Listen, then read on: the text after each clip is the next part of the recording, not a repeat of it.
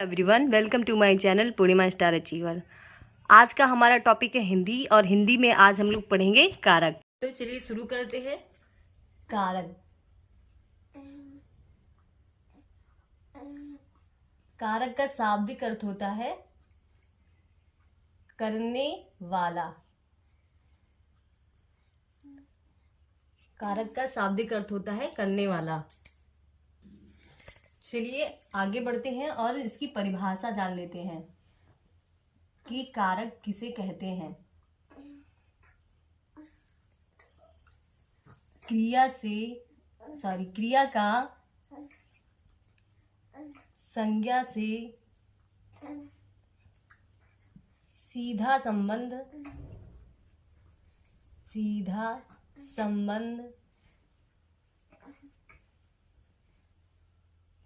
कारक कहलाता है। कारक कहलाता है।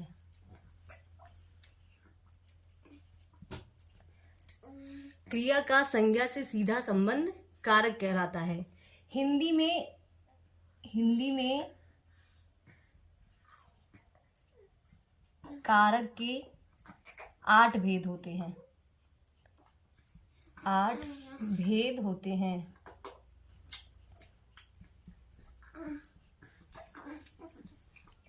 हिंदी में कारक के 8 भेद होते हैं। यहीं पे एक नोट कर लीजिए। हिंदी में तो 8 होते हैं, लेकिन संस्कृत में कारक की संख्या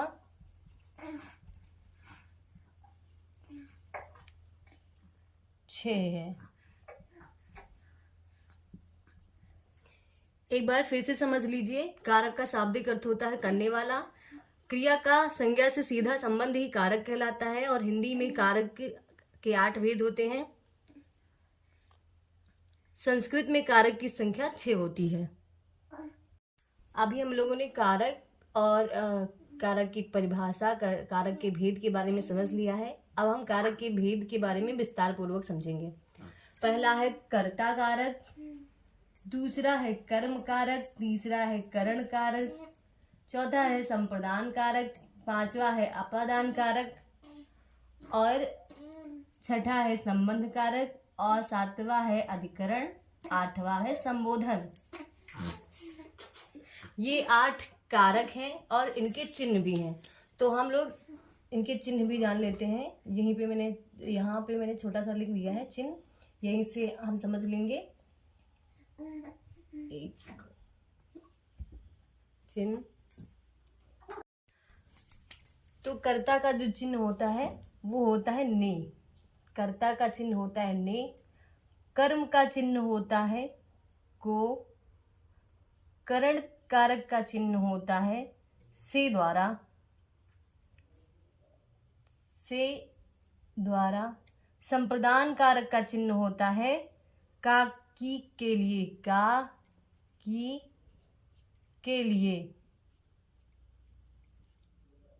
का की के लिए।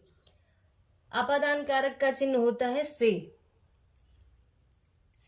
और किस अर्थ में? अलग होने के अर्थ में, मतलब अलग होना।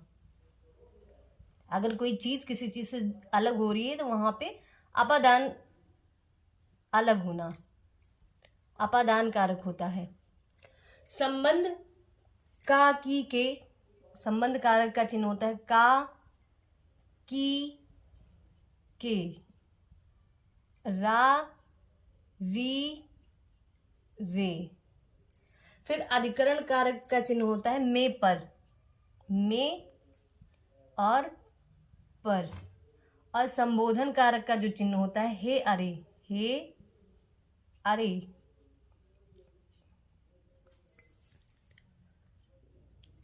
कर्ता कारक का चिन्ह होता है ने। कर्म कारक का चिन्ह होता है को। करण कारक का चिन्ह होता है से द्वारा। संप्रदान कारक का चिन्ह होता है का की के लिए। अपादान कारक का चिन्ह होता है से, लेकिन अलग होने के अर्थ में। मतलब अगर कोई चीज किसी चीज से अलग हो रही हो, जैसे फॉर एग्जाम्पल उदाहरण के लिए होता है कि पेड़ से पत्ते गिरते हैं, तो पेड़ से पत्ते गिरते हैं, तो यहाँ पे जो से है वो अपादान कारक है। मतलब यहाँ पे अगर पूछा जाए कि पेड़ से पत्ते गिरते हैं, इसमें कौन सा कारक है, तो वहां पे अपादान कारक होगा।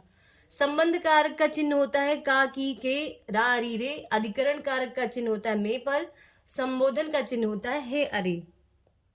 मैंने कारक के भेद को अच्छे से समझा दिया है। मैं आशा करती हूँ कि आप सभी को समझ आ गया होगा। लेकिन कारक के भेद और उनके चिन्ह को याद करना एक ट्रिक के माध्यम से, मतलब ट्रिक नहीं है, इसमें कोई ट्रिक मैंने नहीं लगाया है, बस थोड़ा ना गाने के तरीके से याद करना या थोड़ा लयबद्ध कर लेना कि वो चीज़ एक लाइन में आ जाए और हमेशा दिमाग में बना रहे। तो चलिए शुरू करते हैं, और आप इस तरीके से याद कर सकते हैं। कर्ता ने कर्म को करण से द्वारा संप्रदान के लिए अपादान से अलग होने के लिए संबंध का, की, के, रा, री, रे। अधिकरण में पर। संबोधन हे, अरे। एक बार फिर से ट्राई करते हैं। कर्ता ने कर्म को करण से अपादान के लिए कर्ता ने कर्म को करण से संप्रदान के लिए अपादान से संबोधन का, की, के, रा, री, रे। अधिकरण में पर। संबोधन हे, अरे। आप इस तरीके से याद कर सकते हैं।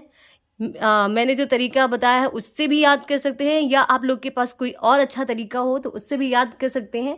बट मेरा मोटिव है कि याद हो जाए, क्योंकि ये पेपर में बहुत आता है और बहुत पूछा जाता है। भले ये बहुत छोटा टॉपिक है, लेकिन क्वेश्चन बहुत अच्छे बनते हैं इससे। तो आप लोग अच्छे से पढ़िए और टॉपिक को क्लियर करते चलिए, कि एक बार पढ़ने के बाद दोबारा पढ़ना ना पड़े। Thank you. मेरी वीडियो को सब्सक्राइब कर लीजिए, मेरे